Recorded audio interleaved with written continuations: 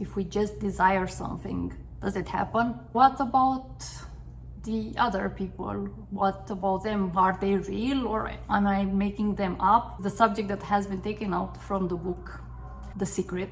Manifesting is not only visualizing. Is manifestation real? Let's settle this once and for all. If you believe in manifestation, in the law of attraction or not, I'm gonna share with you 5 aspects of our lives and how manifesting works or not. By the end of the video, it will be your decision. Hi, I'm Georgia and I'm here to help you break free from self-limiting beliefs and step into a life of freedom, clarity, and fulfillment. The first thing that I would like to cover is our own identity, our core beliefs.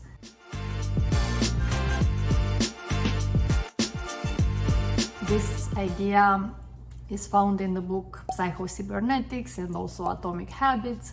It says that everything comes from the inside out, and our core beliefs, most people have 2-3 stories that rule their entire life. I can give you the example from my life. I used to believe that I am shy. I assimilated this story from my childhood. Back in Romania, it was also something super common that we wouldn't speak up.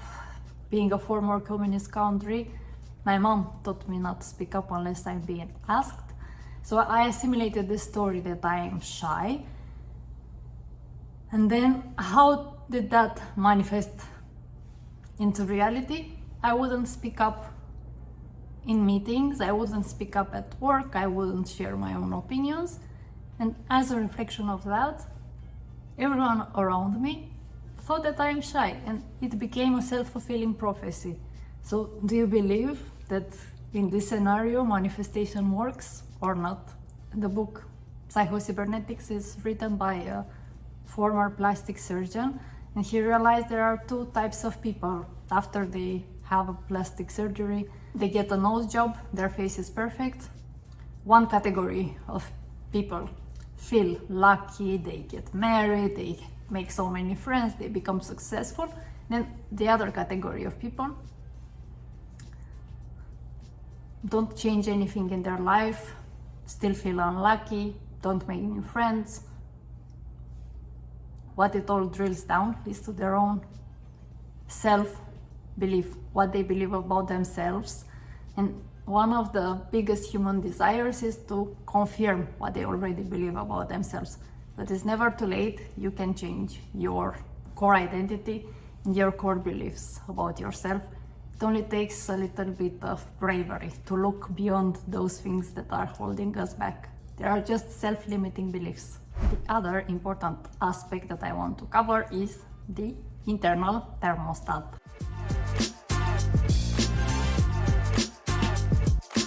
Each human being has an internal thermostat in all areas of our lives. For example, my bank account. In Romania, I was used to a certain level. Growing up in a modest family, I was used to having almost zero amount of money in my bank account. My sweet, when I was growing up, was you take a slice of bread, you wet it with some water and you sprinkle some sugar on top of it. And now I'm in Miami.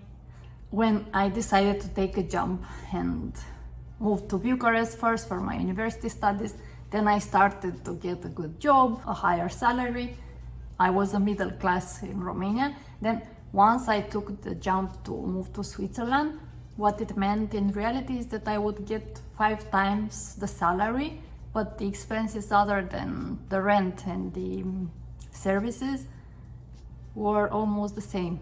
And what I was doing is finding other ways to spend that money.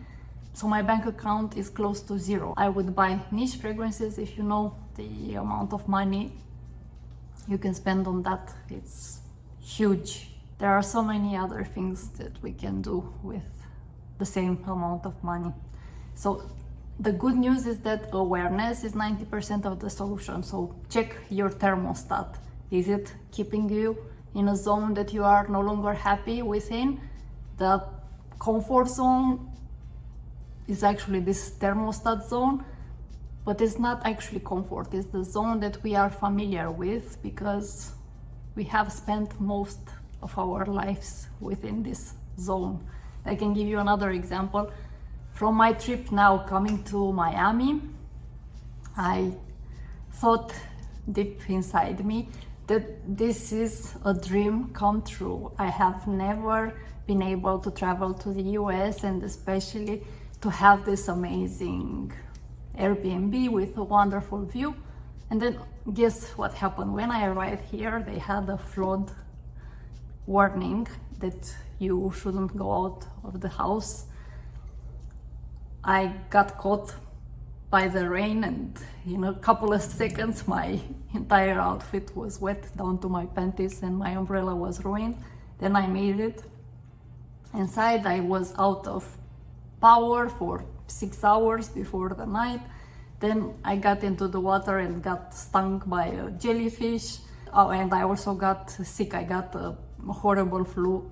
My voice is still a little affected. The good part, and this is that I became aware that this is something out of my comfort zone, and it's fine. I'm taking these days to take care of myself, spend some time with myself. I also got some time to work a little bit, and I know that now I'm stepping into a new time in my life where I'm expanding, and it's normal. The third important thing about manifestation is, what about others?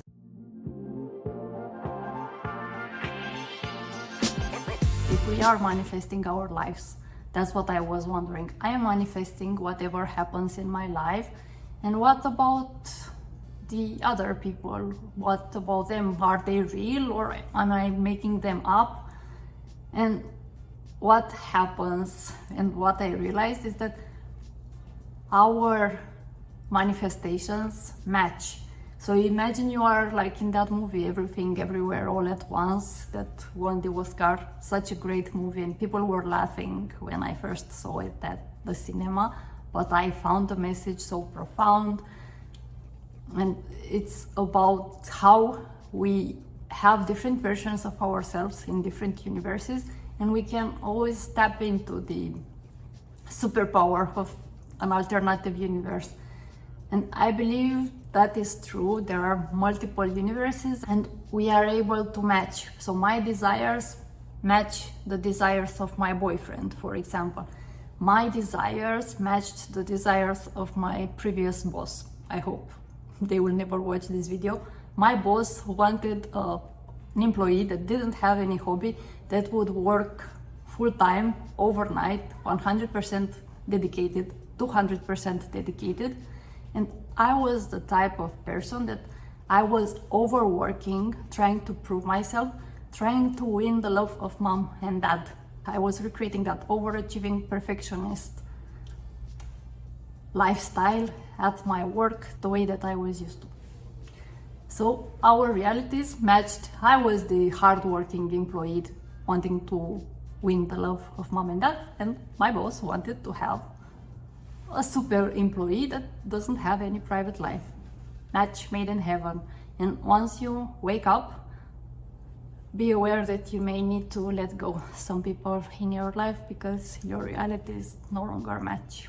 One important thing in the way we attract one another, it's also proven scientifically that if we had a trauma, then our bodies know how to heal themselves. And until we live it fully, we will keep attracting the same scenario. So we have the opportunity to learn.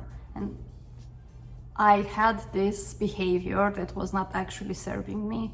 Being a perfectionist, I kept attracting people that would take advantage of me. So I would learn this lesson. So until we wake up that what we are doing is not serving us, we would keep recreating the same scenario over and over again. That's why some people are in an abusive relationship and then they split up, they divorce, but then the next relationship is the same way until they wake up and they change something within themselves. They will keep attracting the same energy. The other important thing is the desire. How does law of attraction work? How does manifestation work? If we just desire something, does it happen? No, it's actually the opposite.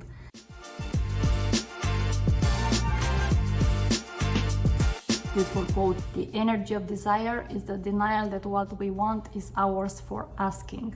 So the secret here is to set the intention for what you would like and then act as if you already have it.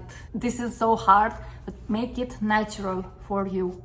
Make it as if it's already yours. So for me, my realization was that nothing from the outside will ever make me happy. Everything is already within me. So if I desire a beautiful view, I can already imagine that I'm having that and I'm feeling peace, I'm feeling happiness, and I can already feel that way. And then when the view will arrive, and it arrives, it will feel natural. If we put something on a pedestal, it will actually reject it.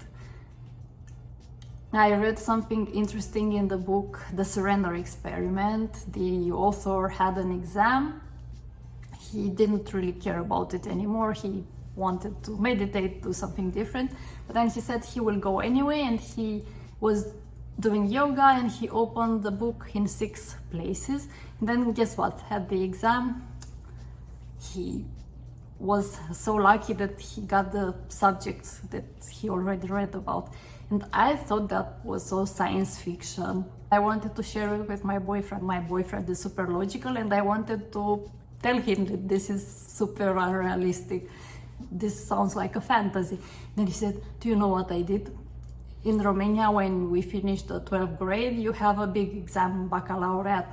And he said at the Romanian language exam, he only knew one subject. He needed to take one note with the subject. The first one was a different one, but there was another kid with the same subject in the class. And then the teacher said, no, you pick another topic. Then he took the other note, and it was exactly the only subject that he knew, and he got a 10 at the Romanian speaking exam.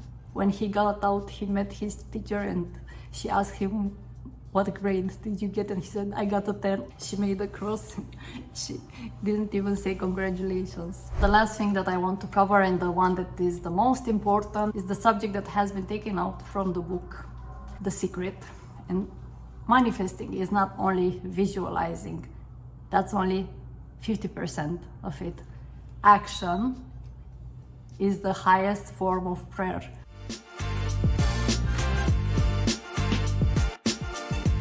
Consistent, imperfect action is not sexy, that's why it's not even mentioned so often. But what you do daily, your micro habits, become your identity. And when I decided that I want to become a life coach last year, what I did, I already started coaching, because that's the highest expression to the universe that I'm serious about it, that I'm really going to pursue this path in my life. And guess what? Now it became reality. And it's also called the compound effect. So what you do daily, if you meditate 10 minutes a day, it will compound and massively change your life. It's not just what you do once. That's sexy when you hear, I just quit my job and now I became a millionaire. That's not how it works. You take mini steps every day. If you read 30 minutes a day, by the end of the year you would have read 40 books. If you eat less food, a little bit each day, by the end of the year you will be slim. So take action and your entire life will change. That was it for today. Thank you so much for watching, for liking this video, for subscribing. Before I go, I want to leave you with a quote. Action is the highest form of prayer. Let me know below. Do you believe that manifestation is real or not? Have a wonderful day, and I can't wait to see you next time. Bye.